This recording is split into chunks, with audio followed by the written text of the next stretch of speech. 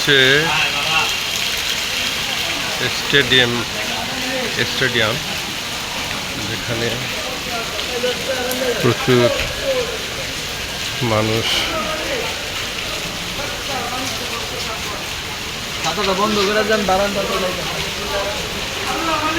পানি,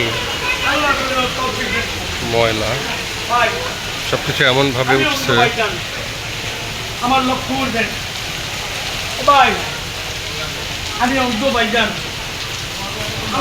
এই ময়লাগুলো যখন ফেলানোর দরকার ছিল তখন কিন্তু কেউ ফেলেনি। এখন এই ময়লাগুলো সব যাচ্ছে মানুষের পরিমাণে ময়লার স্তূপ এখানে জমা হয়ে আছে।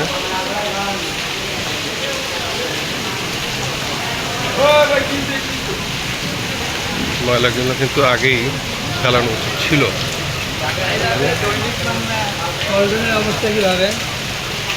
পরেই পানি উঠে গেলে থই থই করছে পানি,